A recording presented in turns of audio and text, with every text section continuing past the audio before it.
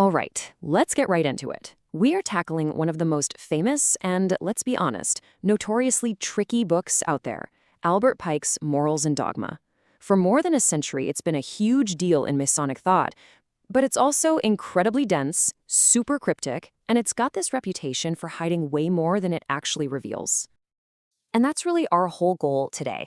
We're going to try to peel back the layers of this famously complex book to answer one big question. What are the actual secrets hidden in these pages? I mean, are we talking about secret passwords, hidden histories, or is it something else entirely? Right from the get-go, Pike himself tells us this is not going to be easy. He says point blank that the secrets are hidden on purpose. They're designed to mislead anyone who thinks they can just casually figure it all out. This just sets the stage perfectly, right? The truth here is definitely not on the surface. So to find it, we have to start with the absolute foundation of the philosophy Pike lays out, and that's this universal idea he calls the principle of duality. According to Pike, everything in existence, from the physical world right down to the moral one, it's all just one grand balancing act. He says that perfect harmony doesn't come from a single force winning out, but from the equilibrium, the perfect balance of contrary forces pushing against each other. And Pike's definition of these opposites, well, it goes a lot deeper than just good versus evil. Light, for him, represents the active principle, things like wisdom and structured intellect.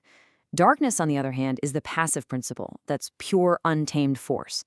The idea isn't that one has to destroy the other, not at all.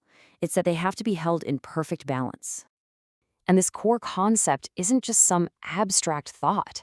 It's given a really powerful physical symbol, right at the very entrance to the Masonic Lodge, two massive pillars. So the pillar on the right is named Jachin. Its name translates to, "He shall establish." This one represents that stable, ordering principle. Think wisdom, law, and the establishment of thoughtful design. And then the pillar on the left is Boaz, which means in it is strength. This is the other side of the coin. Pure force, energy, raw power. See, neither pillar is useful by itself. Strength without wisdom is just chaos, and wisdom without any strength is completely powerless. It's only together, in balance, that they create real harmony. But if that's the core philosophy, then how is it actually taught?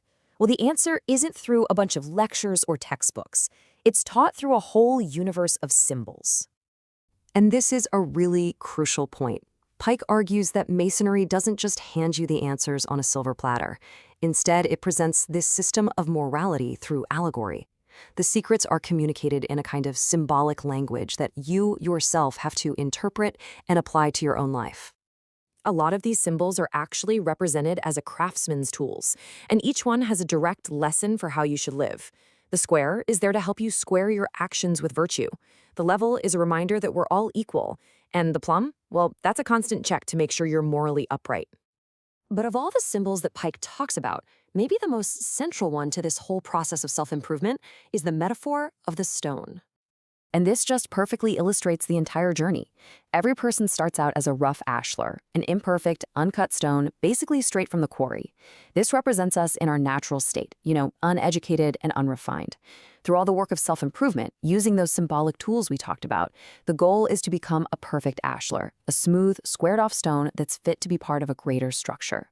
It's a journey from ignorance to enlightenment. Which brings us to the ultimate purpose of this philosophy, what Pike actually calls the Mason's true work.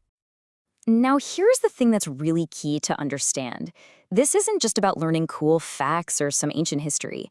The goal is totally internal. Pike says the purpose of this entire system is to bestow manhood, and he doesn't mean it in the sense of gender, but in the sense of becoming a perfected, mature, and truly enlightened human being. To get there, Pike draws this really sharp line between two kinds of power. On one hand, you've got worldly power, the mace of steel, he calls it, brute force that rules through obedience. But he contrasts that with intellectual power, saying that the mastery of mind over mind is the only conquest worth having. True power isn't about controlling other people's bodies, it's about influencing their hearts and minds. So, this brings us full circle. We've looked at the philosophy, the symbols, and the goal. Now, let's get to the ultimate revelation. What is the Grand Arcanum, the great ultimate secret that Pike hints at for hundreds and hundreds of pages? Is it some final password? A hidden treasure map? What is it? And the answer, as it turns out, is no. The great secret isn't a piece of information that someone can just tell you. It's not a fact you can learn. It is a profound realization that you have to come to all on your own. And here it is in Pike's own words. The ultimate truth is that for an imperfect being like us, philosophy isn't a fixed set of beliefs you just accept. It is an infinite search. Think about that.